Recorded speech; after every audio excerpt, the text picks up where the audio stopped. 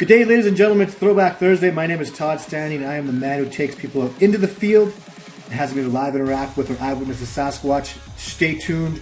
Watch this video because I'm going to use the evidence provided by a little bit by myself and a lot by Dr. Jeff Meldrum, professor of anatomy and anthropology, an expert in the field of bipedalism, is going to give you a little piece of evidence, little pieces of evidence that add up to it is absolutely 100% factual. The Patterson footage is real, and the species commonly referred to as Bigfoot, Sasquatch, Oma, Sabe, Savanuk, list goes on and on. They're absolutely definitive 100% real. They are gigantic, they are enormous, and they are absolutely amazing. And I'm going to give you such a horrifically powerful piece of evidence to substantiate that truth today, beyond any reasonable doubt whatsoever, that you can take this to the bank. It's done, it's over. Here's the proof. Thank you, Dr. Jeff Meldrum. Let's get into that video right here, right now.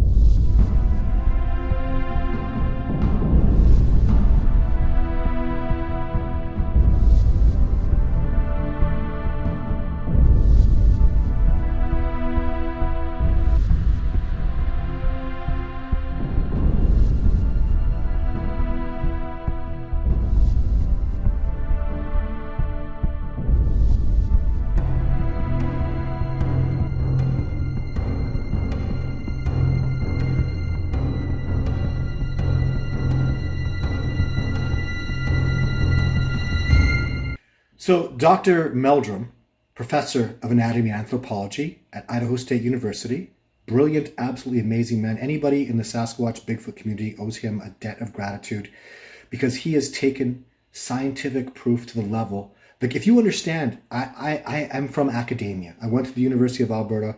I understand what it takes and how horrifically difficult it is to create any kind of paradigm shift when it comes to scientific proofs, scientific accepted theories. They're very, very conservative, and rightly so, about manipulating or changing any paradigm or accepting new information. And Dr. Meldrum and the Patterson footage has been struggling with that for over 50 years. And now I'm going to give you little pieces of evidence to substantiate this truth. So Dr. Meldrum does a presentation. If you ever have the fortunate experience of watching him speak live, I have. He spoke live at Natchez, Mississippi with me, and he's given me just approximately 3 minutes of his footage to review, and I'm going to let him go through that evidence and then speak on it. But I want you guys to understand that track evidence, like biologists that you respect, wildlife biologists that go out into the wilderness, when they see tracks of a bear, they check bear. When they see tracks for elk, they check elk. Tracks are definitive proof and evidence of a species. And more importantly, what we have, fortunately, with Sasquatch tracks, something that I've seen. So with the Patterson footage, you have to understand what's incredible, what makes that piece of footage really, like, honestly untouchable, even with my footage. My footage is HD, crystal clear. You could argue better quality, newer technology, multiple videos, all that stuff. But what puts the Patterson at a level, an elite level all by itself, is Sasquatch, that female Sasquatch walked on substrate that left perfect, brilliant tracks. If you know anything about where I do my research, it's extremely difficult, extremely rare to get a really good trackway from any species because I live in the Rocky Mountains. And having that perfect combination of not too soft, not too hard substrate is exactly what that Patterson female walked through. And the significance of that is it leaves us in a state of beyond any reasonable doubt that the Sasquatch tracks from that footage correspond to other pieces of footage that have been cast literally in different parts of the world. And they all corroborate to come together that even mathematically I can sit down with you and show you to substantiate. Like Jeff Meldrum says, it's the final nail in the coffin 3 or 4 times in his presentation because literally the evidence is so absolutely freaking overwhelming. I want to read to you a quote that's really important. So this is from Herbert Spencer. I want you guys to really listen to this and take this to heart.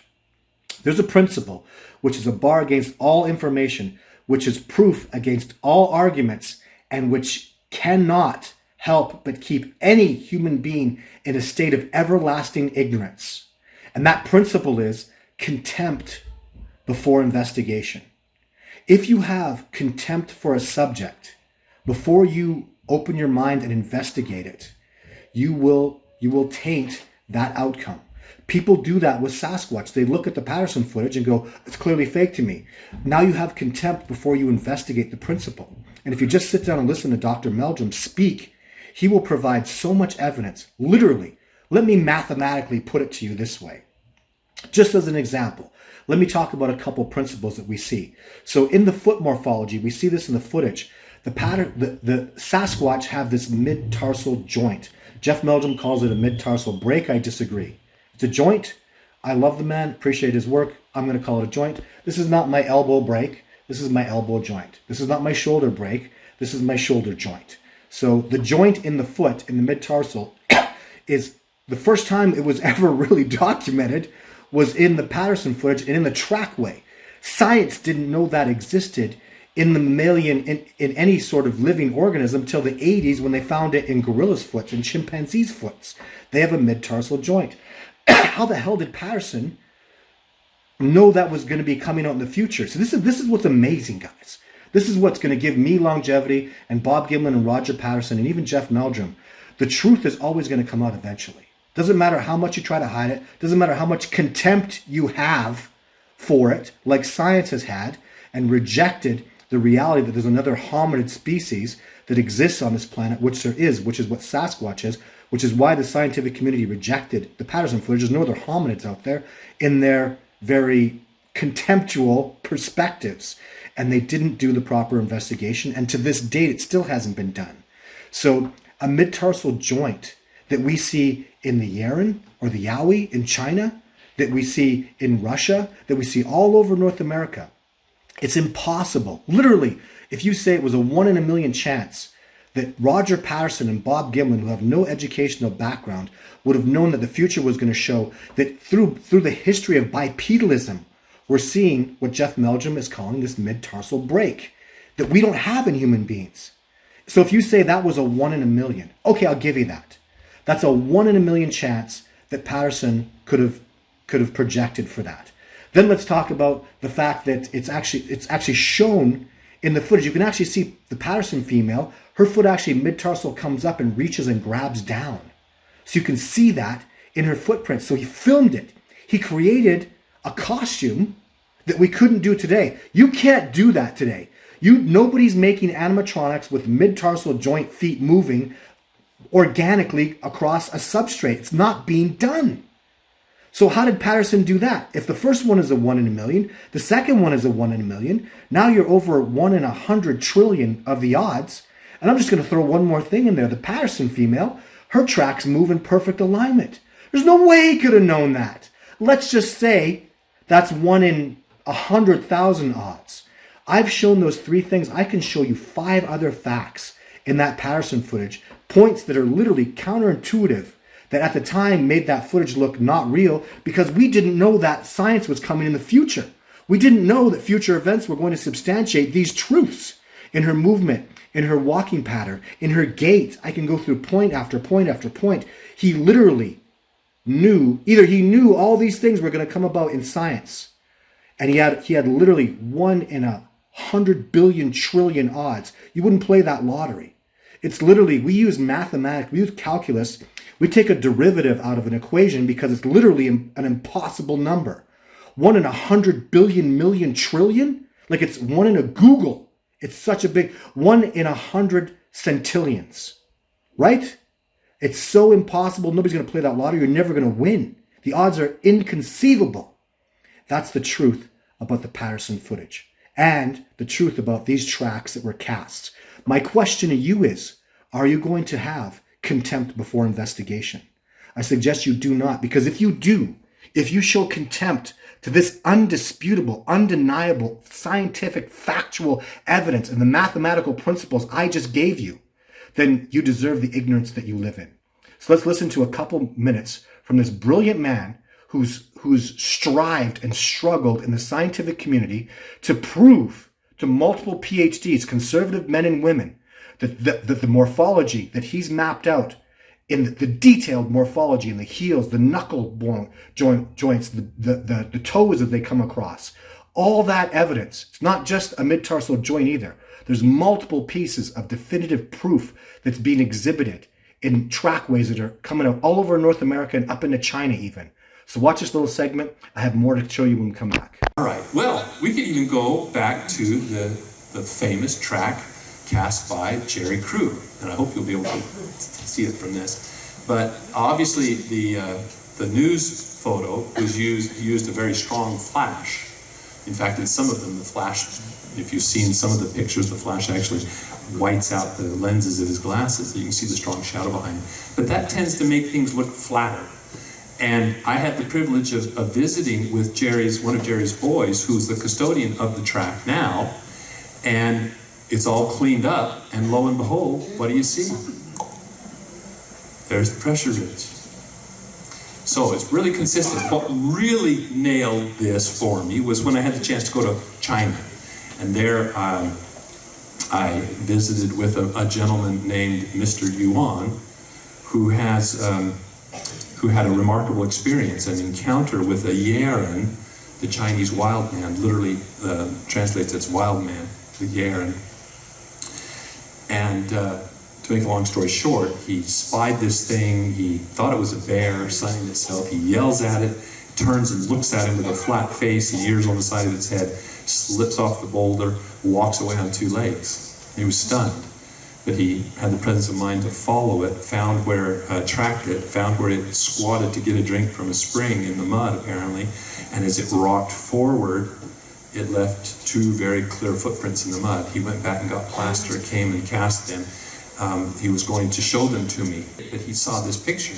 And oh, he got excited and started thumping his index finger. He grabs me at my jacket and he's nodding vigorously. And I say, okay. And sure enough, we got everything all set up. He opens up his little suitcase, brings out his casts, and they're really washed out, but there they are. So there's the titmus cast. There's his cast. And here, just for good measure, here's one other example of many that I could point to. This one from the Blue Mountains outside of Walla Walla, Washington, one of Paul Freeman's casts. Now here's the kicker. Here's the smoking gun, if you want a smoking gun. Yes, this was cast in 1967, but no one understood what this was. If you asked anybody, the common reaction was, well, it must have stepped on a branch. If you look at the photo, I didn't include a picture, there's some light twigs that are kind of sticking out of the sand, sort of adjacent to the footprint. And that planted the seed of an idea that there must be like a green bough that's half buried under that, from the flood action, half buried in the sand.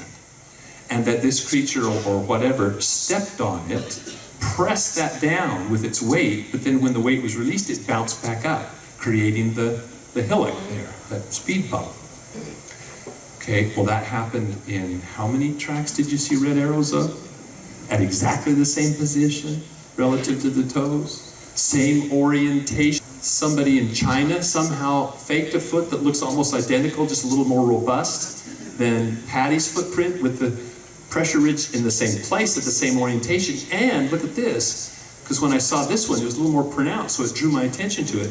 You notice that kind of double hump right there? Like a sideways McDonald's golden arches? That's the point of the head of the navicular or the head of the talus and navicular and the cuboid. And there it is right there, and there it is right there.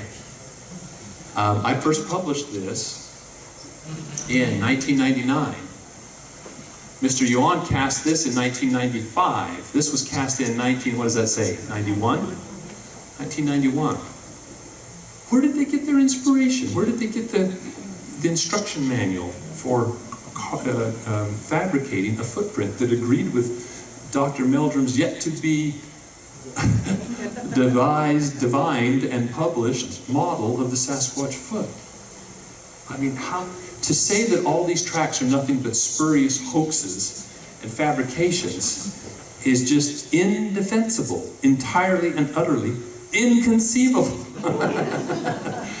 Here's one more nail in the argument, and that is if you go to the early hominin fossil record, which is what I do a lot of, you notice that you notice that these are the famous Laetoli footprints in East Africa that date to about 3.5 million years ago, and there's a pressure ridge. And it's repeated in multiple footprints. Only gave me permission to use a few minutes. Believe me, his lengthy incredible documentation and his evidence, it is absolutely profoundly significant. He has literally shown that, again, we didn't know a mid-tarsal joint existed, that now we're seeing this mid-tarsal joint through the history of bipedalism in hominids. And the Patterson film predicted that. Tracks that are being cast in Oregon and California, Washington State are all showing that entire morphology. And when he talks about, he uses some real fancy language. Remember, the man is a professor of anatomy and an expert in bipedalism, which is very rare. And he's done that to help substantiate the existence of this species. What he's talking about, there's a bulge below the toes. And that's actually what more layman terms would be knuckle joints. And the knuckle joints, just like in a hand, they're bigger on one side and smaller on the pinky side. We're literally seeing that in left and right feet. That's how I can identify the difference between left and right. It's not so much the toes as they come across. I look for the large bump on one side. I've seen it in trackways all over North America. And I'm just a tracker. I'm not a professor of anatomy and anthropology with a PhD. But I see it in the trackways. And then that mid-tarsal gait and that protruding of the foot, it's so organic. And in the Patterson footage, there are 10 casts that have been 10 tracks that were casted from that day. They all show organic movement. They're literally all a little bit different because the foot is moving organically with the terrain. It's either grabbing or leaning forward or leaning back or leaning sideways. It's absolutely, literally that. So remember I was talking about 1 in 100 billion, 1 in 100 million centillion? If you actually take those 10 tracks now and show how organic that foot is moving, it's literally not striking hard with a heel like a human being. It's literally striking more like a flat bipedal movement that you would need to if you were 900 or, even in the case of the Patterson footage, she's 600 pounds. The morphology with males, they're 900 pounds. Do I sound a little passionate about this?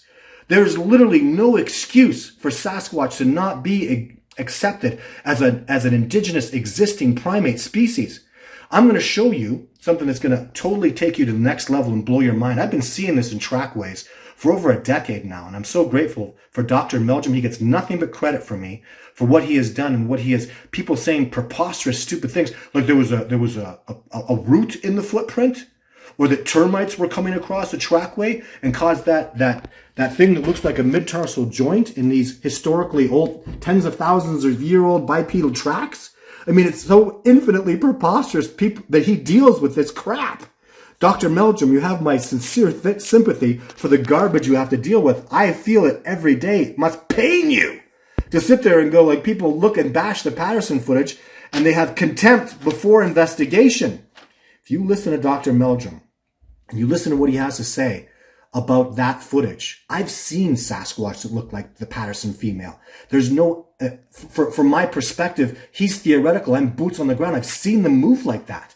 I've seen them lead forward. I've seen trackways that are identical to that. There's no goddamn way Patterson and Bob Gimlin could have known that. It's freaking impossible. The Patterson footage is real. Sasquatch are real. Jeff Meldrum is telling the truth. My footage is real. I'll take you out and show you a Sasquatch. What the hell is it going to take? How much contempt and ignorance can us in the Sasquatch community tolerate from people?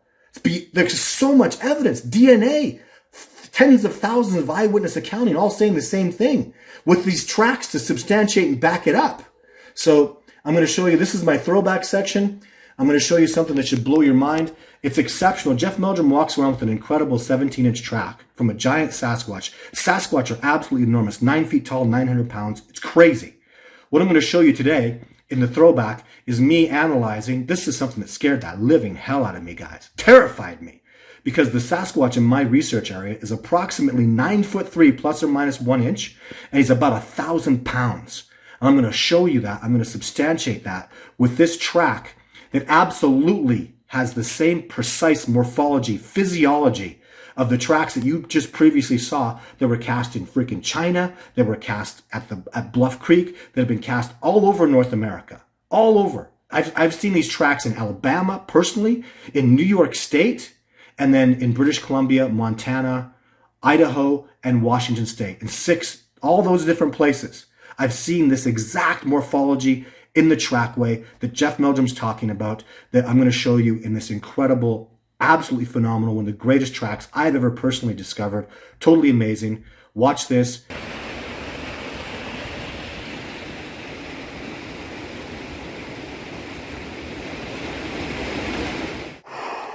Take a deep breath. This is something that's been I've been dreading this moment because I knew the result was going to be something to the effect. So all you are aware of the incredible, amazing track that Jeff Meldrum has, that beautiful, amazing Sasquatch track he walks around. He's very proud of. He sells them. It's an excellent example of an amazing, fully grown male, awesome Sasquatch. And it's approximately 17 inches, which is enormous. It's beastly. It's huge.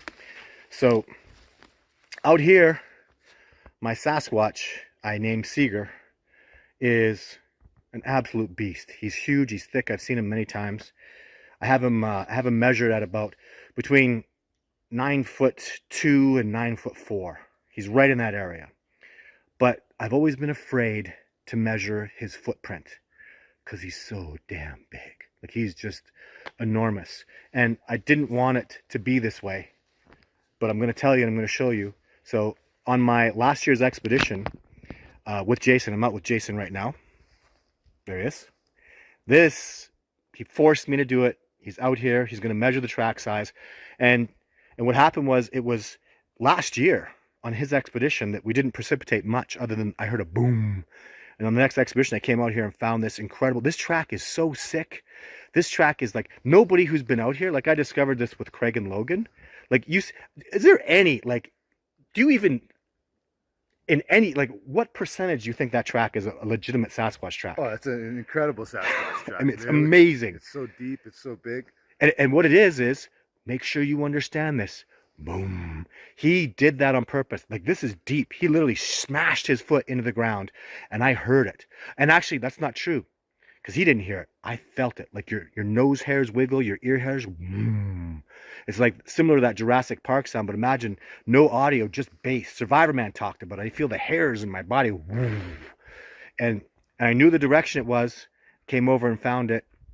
It's a year old, over a year old, because you were here in August last year, so like a year and a month, literally, old.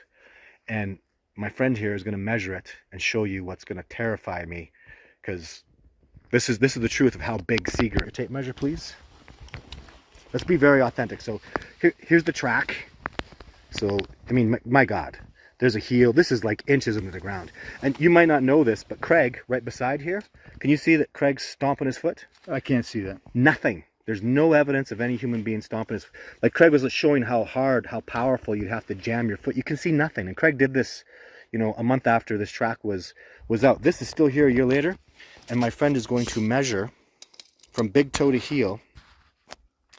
Oh my God. Let's be really honest, dude. Like, that's like, so the end of that, we're seeing a good, that's at least 18 inches. Yeah, it's between 18 and 19 even. I mean, right. I mean, 18 to be is I think fair. Oh my God. I got to come cast this string, yeah? Yeah, for sure. Like, next time out, like, I'm coming back next week. I'm going to cast this. We'll get you a copy. This is going to be my new track. Like, this is ridiculous. Let's get the width. At the toes. At the toe, the width is 9. Oh, that's 9.5. 9.5. Yeah, so 9.5 at the toes. Like, and look how deep that is too, right? Oh my God, like that compression. Like, that's, look, see his hand? Look how deep that goes. Like, show us where the ground is. Pull your hand up to the ground level. Ground level's here. Yeah, so ground level's across like that. And put your hand all the way across the track, ground level. Like, look at that. That, you just, like, there's no, that is so amazing. So amazing. So it's out, ladies and gentlemen. That's power. That's size. So Seeger is, I'd say, approximately 9'3", plus or minus 1 inch. So 9'3", and he's like, I think the normal big Sasquatch is around like 900 pounds. He's bigger. He's a monster. And you know what? He's the second biggest Sasquatch I've seen around here. There's a guy in his troop. When you watch video 6, that Sasquatch who has his back to me, that guy is 9'6", plus or minus an inch.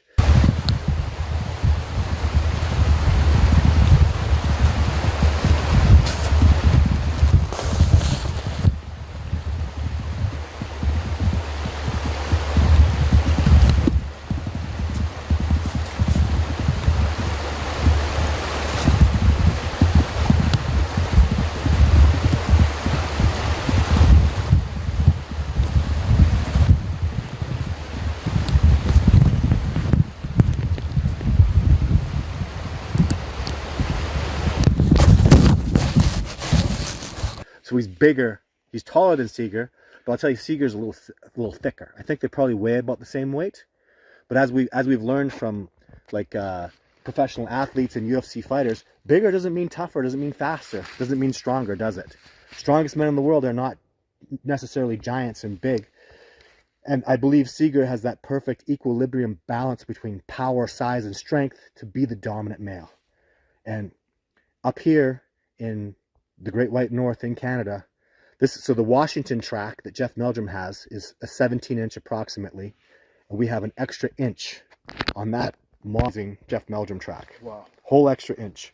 And that, ladies and gentlemen, is like, you're talking the difference between, you know, in a human being, that's a whole 2 sizes up. You know, that's wow. big.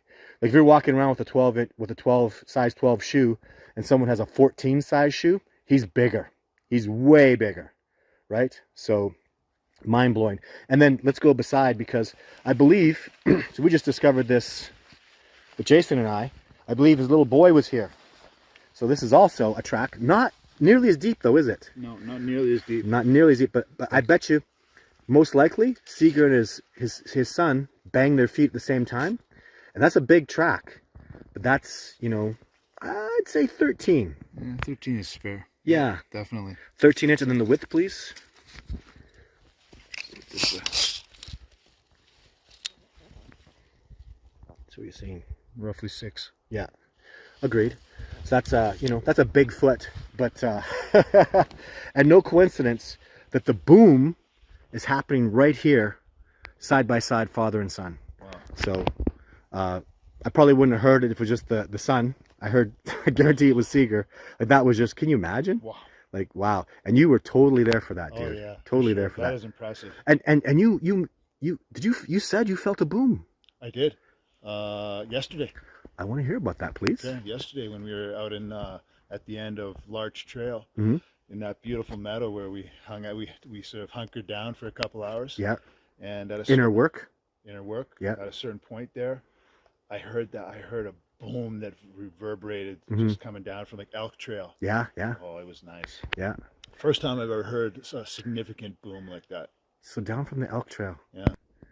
I, on my next expedition, my friend, 100% am going down the Elk Trail. Nice. This might be year number 2 that I find Seeger's track, Seeger calling, Seeger leaving that message, because the Sasquatch call themselves the boom. Boom. That's how they identify themselves. To identify to me, they would do the red-tailed hawk sound that I do, and then make the boom.